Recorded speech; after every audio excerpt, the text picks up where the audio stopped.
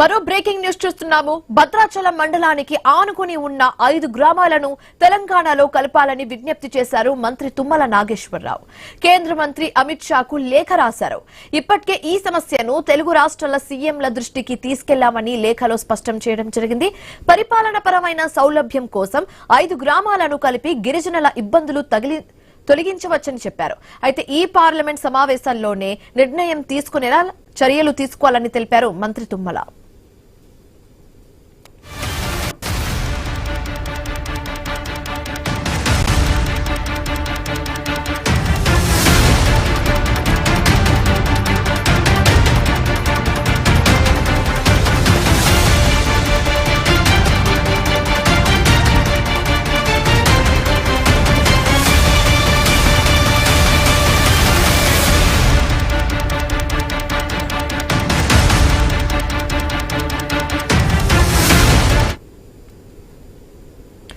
భద్రాచలం మండలానికి ఆనుకుని ఉన్న 5 గ్రామాలను తెలంగాణలో కలపాలని విజ్ఞప్తి చేశారు మంత్రి తుమ్మల నాగేశ్వరరావు.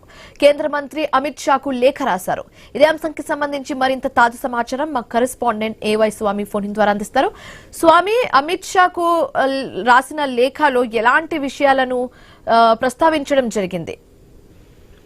అంటే శివాని, రాష్ట్ర విభజన సందర్భంగా భద్రాచలం సంబంధించి ఆ తర్వాత 7 మండలాలను ఆంధ్రప్రదేశ్ లో కలుపుతూ ఎన్డీఏ ప్రభుత్వం 2014లో తీసుకున్న నిర్ణయంతో కూడా చాలా మంది ఆ భద్రాచలం పక్కన ఉన్నటువంటి గ్రామాలంతా కూడా ఇబ్బంది పడుతున్నారు. 5 గ్రామాలకు సంబంధించినటువంటి సరిహద్దులు ఇటు తెలంగాణ నుంచి ఆంధ్రకు, ఆంధ్ర నుంచి తెలంగాణకు ఉన్నట్టుగా సంబంధించిన పరిస్థితులు చాలా మందికి ఇబ్బంది అవుతుంది. 5 గ్రామాలను తెలంగాణలో కలిపితే సమస్య సాల్వ్ అవుతుందని చెప్పేసి అంతా భావిస్తున్నారు. మరోవైపు భద్రాచలం దేవాలయానికి సంబంధించిన భూములు కూడా పెద్ద ఎత్తున కూడా ఎండోమెంట్ ల్యాండ్స్ అన్ని కూడా ఆంధ్రప్రదేశ్ లో ఉన్నాయి.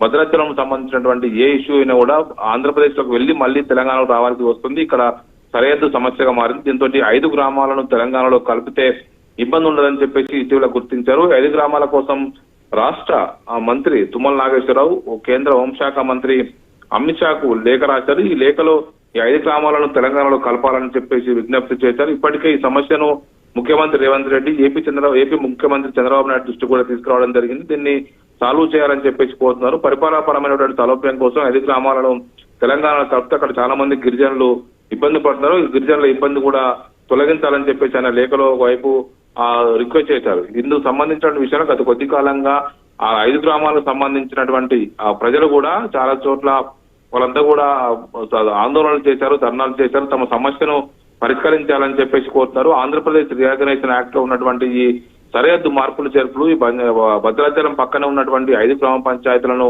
అందులో కలిపితే ఈ సమస్య సాల్వ్ అవుతుందని చెప్పేసి కోరుతున్నారు.